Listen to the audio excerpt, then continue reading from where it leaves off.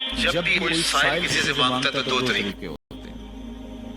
کچھ سائل ایسے ہوتے ہیں جو کوئی بات نہیں کرتے، سیدھا آگے ہاتھ پھیلا دیتے ہیں. ایک تو سائل یہ ہے. اور سائل مانگنے والے جو بڑے اچھے طریقے سے مانگنے کا بھی فن جانتے ہیں تو ان کا طریقہ یہ نہیں ہوتا کہ کسی کے آگے جا کے بس ہاتھ پھیلا دیں. پہلے وہ اس کی تعریفیں کرتے ہیں،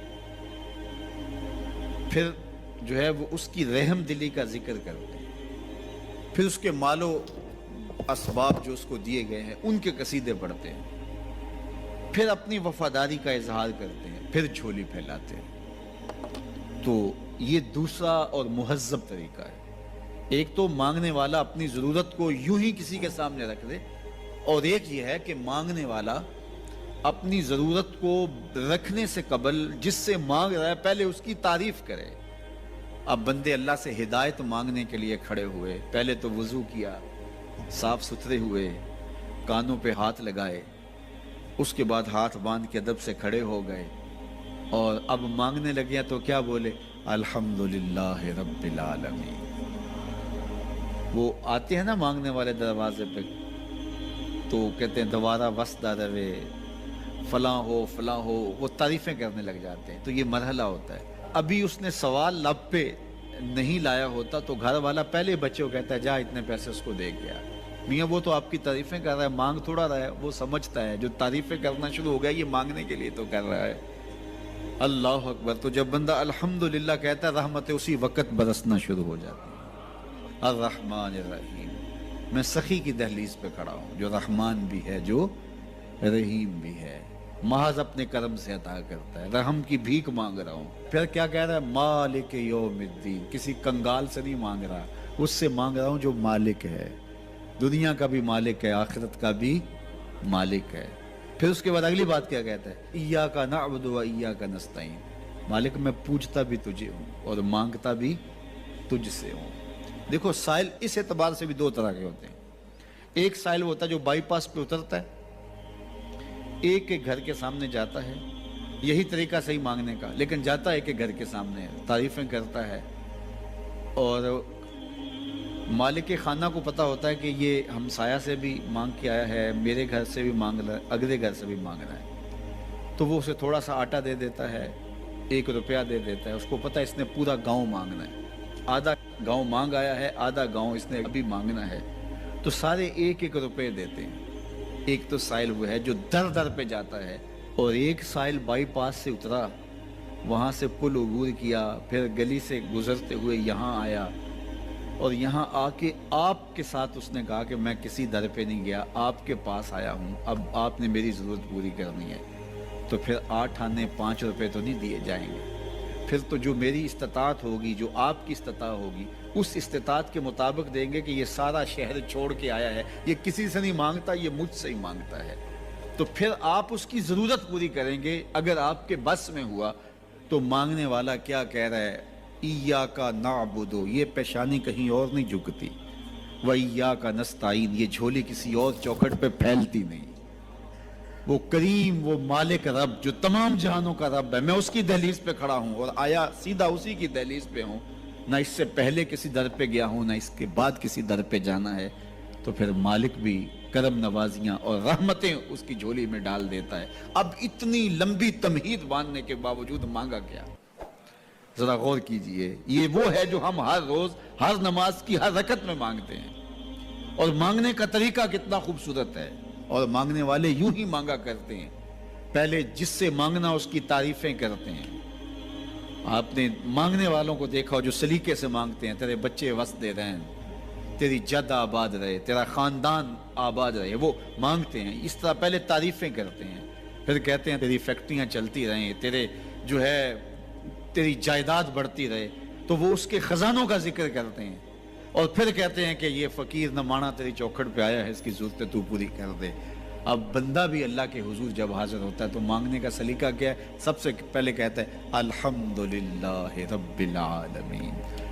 میں کسی کنگال کی چوکھٹ پہ نہیں آیا، تمام جہانوں کے پالن ہار کی چوکھٹ پہ آیا. اسی کی تعریفیں اختیاری بھی غیر اختیاری بھی، واسطے کے ساتھ بھی بلا واسطے کے ساتھ بھی. اسی کی خوبی ہیں، سارے اسی کے کمال ہیں، وصف سارے اسی کے ہیں. پھر اس کے بعد کہتا ہے الرحمن الرحیم، وہ رحمان بھی ہے وہ رحیم بھی ہے۔ پھر اس کے بعد کہتا ہے مالک یوم الدین، وہ دنیا کا ہی مالک نہیں، آخرت کا بھی مالک ہے، یوم حساب کا بھی مالک ہے۔ پھر اس کے بعد اپنی وفاداری جتلاتے ہوئے کہتا ہے ایاک نعبد و ایاک نستعین، مالک سارا جہاں بس رہا ہے، میں نے کسی سے نہیں مانگا، میں نے جھولی تیری چوکھٹ پہ پھیلائی ہے، میری پیشانی تیرے حضور جھکتی ہے، یہ پیشانی کسی اور کے حضور کبھی نہیں جھکی نہ جھکے گی۔ یہ سب عرض کرنے کے بعد پھر مانگتا کیا؟ اہدنا الصراط المستقیم، مالک مجھے سیدھی راہ پہ چلا دے۔ مسجد نبوی کا صحن تھا اور ایک شخص کونے میں بیٹھ کے دعا مانگ رہا ہے، ذرا اس کے دعا کے لفظ سنیے۔ اللہم انی اسألک بانک انت اللہ، اے اللہ میں تجھ سے اس لیے مانگتا ہوں کہ تو میرا اللہ جو ہے۔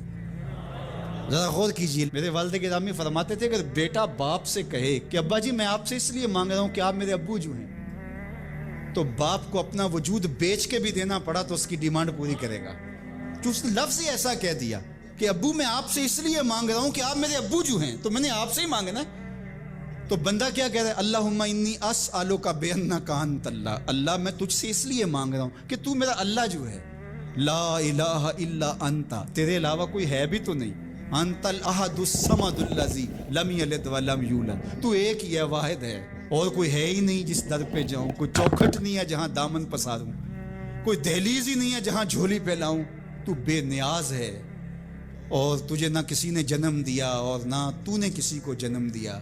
مالک میں تیرے حضور دعا کر رہا ہوں۔ یہ وہ دعا کر رہا تھا کہ میرے حضور نے سن لی۔ تو ایک صحابی کو فرمایا کہ یہ جو دعا کر رہا ہے اب جو مانگے گا اللہ عطا کرے گا، اس نے مانگا ہی اس ڈھب سے ہے، اس ڈھب سے ہے۔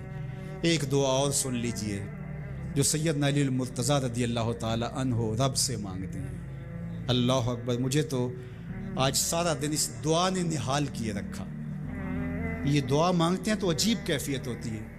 یا سریع الرضا اغفر لمن لا یملک الا الدعا، اے جلدی راضی ہو جانے والے، چھیتی مان جانے والے، اغفر لمن لا یملک الا الدعا، اسے معاف کر دے جس کے پاس دعا کے علاوہ سہارا ہی کوئی نہیں، جس کے پاس دعا کے علاوہ کچھ ہے ہی نہیں جو پیش کر سکے۔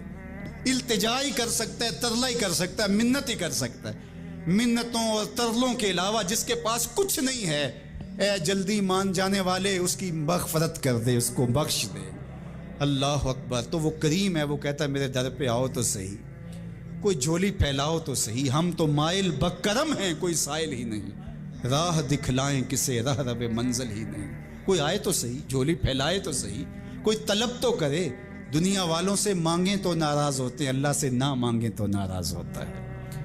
اللہ کہتا ہے مجھ سے نہ مانگو گے تو پھر کس در پہ جاؤ گے؟ قل ما یعبؤ بکم ربی لولا دعاؤکم، اگر تم نہیں مانگو گے تو پھر وہ بھی پرواہ نہیں کرے گا، تم مانگتے رہو گے، جھولی پھیلاتے رہو گے، وہ اپنی رحمتیں تمہارے دامن میں ڈالتا رہے گا، اس کے خزانوں میں کوئی کمی نہیں آتی، ہر بندے کو اس کی ڈیمانڈ کے مطابق، چاہت کے مطابق، طلب کے مطابق، آرزو اور تمنا کے مطابق دے دے، اس کے خزانوں میں پھر بھی کوئی کمی نہیں آتی۔ تو اسی سے مانگیں۔ اللہ سے راز و نیاز کی باتیں، جو باتیں بندہ کسی سے نہیں کر سکتا وہ اپنے رب سے ڈائریکٹ کرتا ہے، اپنے دل کے سارے دکھڑے اپنے رب کی دہلیز پہ رکھتا ہے، اور اپنی ساری ضرورتیں مالک کی چوکھٹ پہ رکھ دیتا ہے، اور اس سے مانگتے ہوئے بندے کو شرم نہیں آتی، حیا نہیں آتا، بلکہ اس سے مانگتے ہوئے فخر محسوس ہو رہا ہوتا ہے کہ میں اپنے رب سے مانگ رہا ہوں۔ کسی اور سے مانگیں تو جھجک لگتی ہے، لیکن مالک سے مانگیں تو اپنائیت کا احساس ہوتا ہے کہ میں اس سے مانگ رہا ہوں، اس لیے کہ وہ ہمارا رب لگتا ہے، ہمارا اس سے ربط کتنا گہرا ہے۔ دعا خود عبادت ہے، جب تمہاری ضرورتوں کا کفیل وہ ہے تو پھر اس سے نہیں مانگیں گے تو کس سے مانگیں گے؟ اور جب اس سے بندہ مانگتا ہے تو پھر وہ مانگنے والے کی لاج بھی رکھتا ہے۔ ان ربکم حیی کریم یستحیی من عبدہ اذا رفع یدیہ ان یردہما صفرا، تمہارا رب حیا کرنے والا کریم ہے، جب بندے اس کے سامنے ہاتھ پھیلا کے دعا مانگتے ہیں اللہ فرماتا ہے مجھے شرم آتی ہے ان کے اٹھے ہوئے ہاتھ خالی کیسے موڑوں، جب انہوں نے مجھ سے مانگا ہے تو میں نے بھی نہ دیا تو کون دے گا؟ میں ایک سادی سی بات کرتا ہوں، اتنے لوگ جتنے لوگ یہاں بیٹھے ہیں اگر کسی دنیا دار کے ڈیرے پہ چلے جائیں اور اس سے کوئی چیز طلب کریں اور وہ دینے کی استطاعت رکھتا ہو تو وہ کیا خالی لٹائے گا؟